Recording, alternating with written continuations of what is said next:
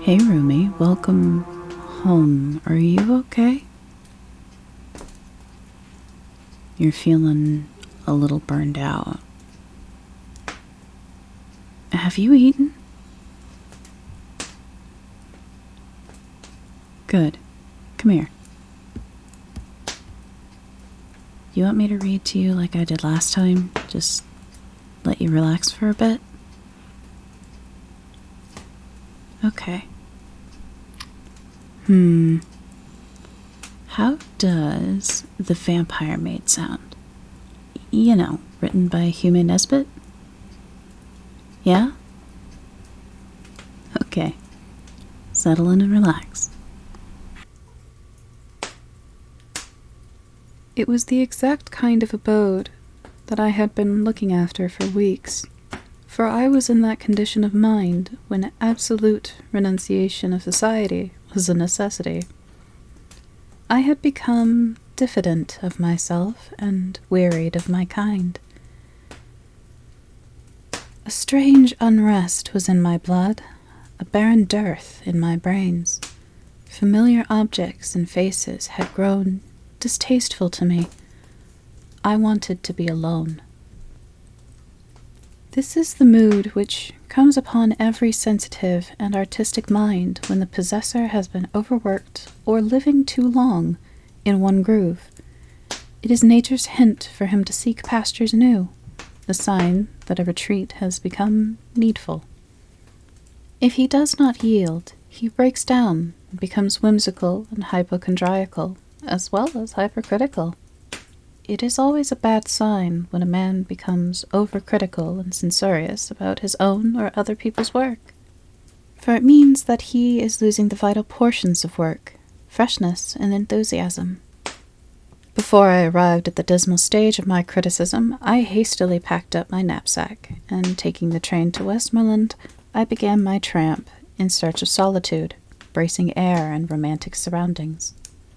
Many places I came upon during that early summer, wandering that appeared to have almost the required conditions, yet some petty drawback prevented me from deciding. Sometimes it was the scenery that I did not take kindly to.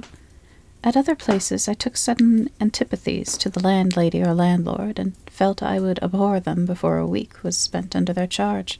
Other places, which might have suited me, I could not have, as they did not want a lodger. Fate was driving me to this cottage on the moor, and no one can resist destiny. One day I found myself on a wide and pathless moor near the sea. I had slept the night before at a small hamlet, but that was already 8 miles in my rear, and since I had turned my back upon it, I had not seen any signs of humanity. I was alone in the fair sky above me, a balmy ozone-filled wind blowing over the stony and heather-clad mounds, and nothing to disturb my meditations. How far the moor stretched, I had no knowledge. I only knew that by keeping in a straight line, I would come to the ocean cliffs, then perhaps after a time arrive at some fishing village. I had provisions in my knapsack, and, being young, did not fear a night under the stars. I was inhaling the delicious summer air, and once more getting back the vigor and happiness I had lost. My city-dried brains were again becoming juicy. Thus hour after hour slid past me, with the paces, until I had covered about 15 miles since morning, when I saw before me in the distance a solitary stone-built cottage, with roughly slated roof. "I'll camp there if possible," I said to myself as I quickened my steps towards it. To one in search of a quiet, free life, nothing could have possibly been more suitable than this cottage. It stood on the edge of the lofty cliffs, with its front door facing the moor and the backyard wall overlooking the ocean. The sound of the dancing waves struck upon my ears like a lullaby as I drew near. How they would thunder when the autumn gales came on and the seabirds fled shrieking to the shelter of the sedges. A small garden spread in front, surrounded by a dry stone wall just high enough for one to lean lazily upon when inclined. This garden was a flame of color, scarlet predominating, with those other soft shades that cultivated poppies take on in their blooming. For this was all the garden grew. As I approached, taking notice of the singular assortment of poppies and the orderly cleanliness of the windows, the front door opened and a woman appeared who impressed me at once favorably as she leisurely came along the pathway to the gate and drew it back as if to welcome me. She was of middle age, and when young must have been remarkably good-looking. She was tall and still shapely, with smooth, clear skin, regular features, and a calm expression that at once gave me a sensation of rest. To my inquiry, she said that she could give me both a sitting and a bedroom, and invited me inside to see them. As I looked at her smooth black hair and cool brown eyes, I felt that I would not be too particular about the accommodation. With such a landlady, I was sure to find what I was after here. The rooms surpassed my expectation. Dainty white curtains and bedding with the perfume of lavender about them. A sitting room homely yet cozy without being crowded. With a sigh of infinite relief, I flung down my knapsack and clinched the bargain. She was a widow with one daughter, whom I did not see the first day, as she was unwell and confined to her own room, but on the next day she was somewhat better, and then we met. The fare was simple, yet it suited me exactly for the time. Delicious milk and butter with homemade scones, fresh eggs and bacon. After a hearty tea, I went early to bed in a condition of perfect content with my quarters. Yet happy and tired out as I was, I had by no means a comfortable night. This I put down to the strange bed. I slept, certainly, but my sleep was filled with dreams so that I woke late and unrefreshed. A good walk on the moor, however, restored me, and I returned with a fine appetite for breakfast. Certain conditions of mind, with aggravating circumstances, are required before even a young man can fall in love at first sight, as Shakespeare has shown in his Romeo and Juliet.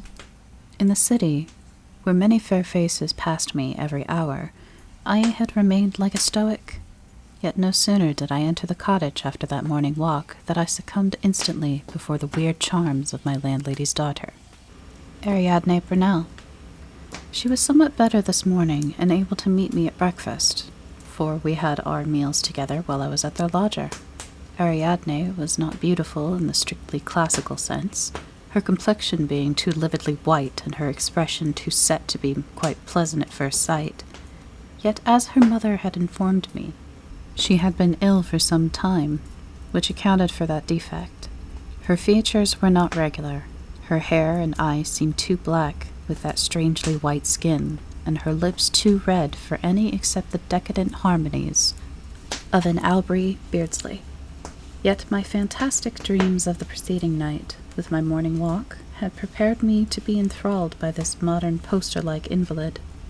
The loneliness of the moor, with the singing of the ocean, had gripped my heart with a wistful longing. The incongruity of those flaunting and evanescent poppy flowers, dashing the giddy tints in the face of that sober heath, touched me with a shiver as I approached the cottage, and lastly, that weird embodiment of startling contrasts completed my subjugation. She rose from her chair as her mother introduced her, and smiled while she held out her hand. I clasped that soft snowflake, and as I did so, a faint thrill tingled over me and rested on my heart, stopping for the moment its beating. This contact also seemed to have affected her, as it did me. A clear flush, like a white flame, lighted up her face, so that it glowed as if an alabaster lamp had been lit. Her black eyes became softer and more humid as our glances crossed, and her scarlet lips grew moist.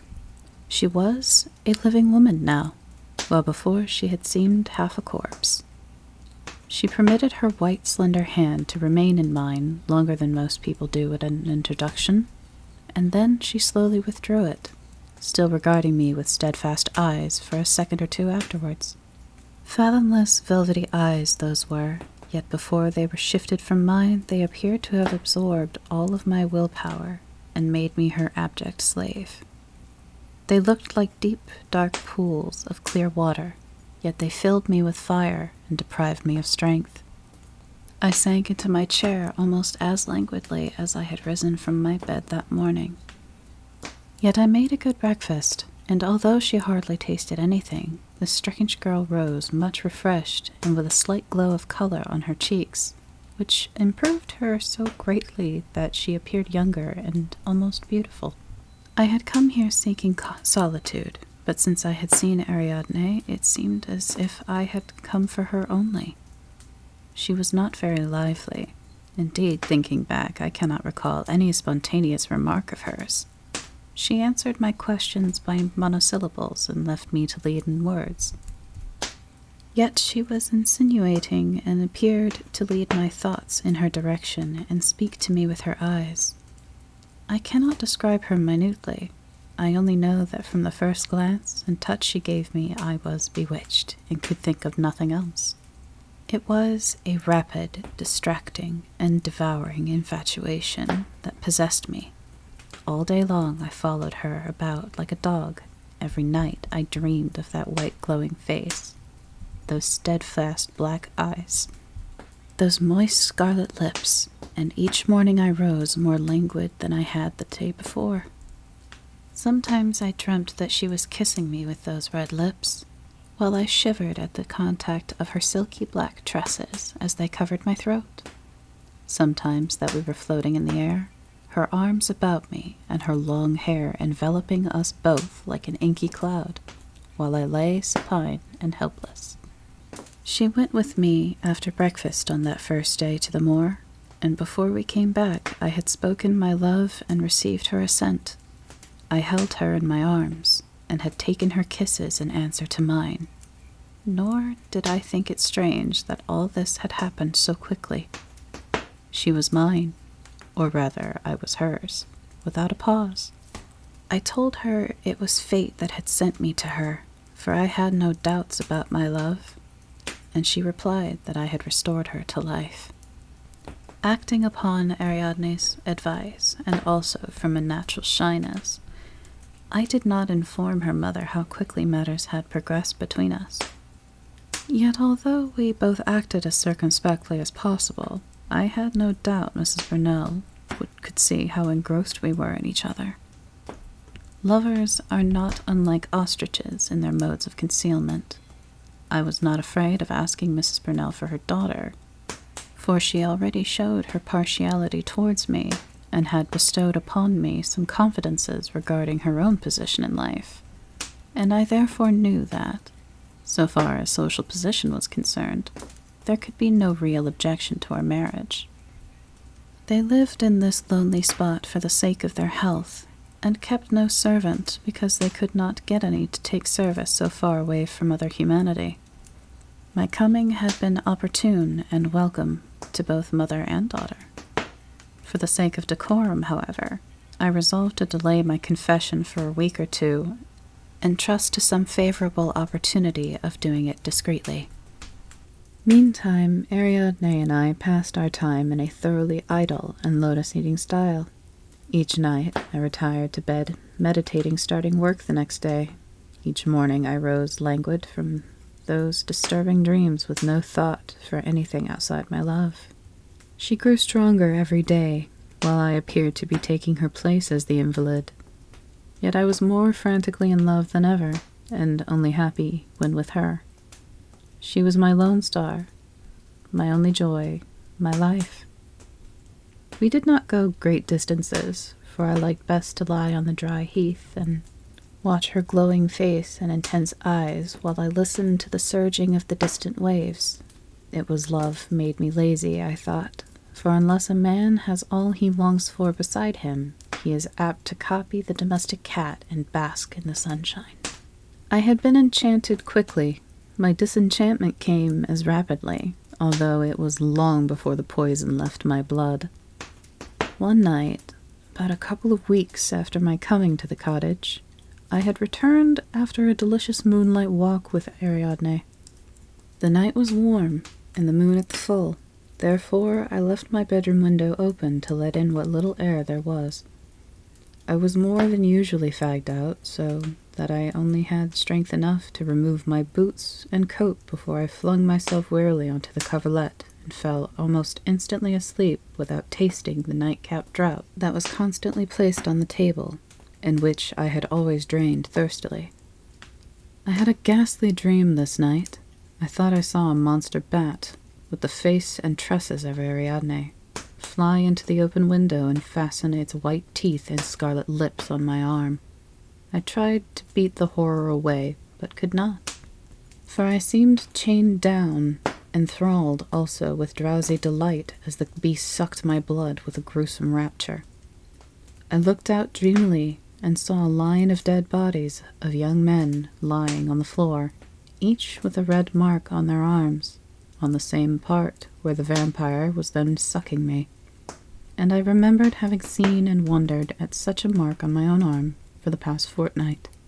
In a flash, I understood the reason for my strange weakness, and at the same moment a sudden prick of pain roused me from my dreamy pleasure. The vampire in her eagerness had bitten a little too deeply that night, unaware that I had not tasted the drugged draught. As I woke, I saw her fully revealed by the midnight moon, with her black tresses flowing loosely and with her red lips glued to my arm. With a shriek of horror, I dashed her backwards, getting one last glimpse of her savage eyes, glowing white face, and blood-stained red lips. Then I rushed out to the night, moved on by my fear and hatred, nor did I pause in my mad flight until I had left miles between me and that accursed cottage on the moor. You know, I actually haven't read this one before, but it wasn't half bad. You're asleep. Good night, Rumi. Sweet dreams.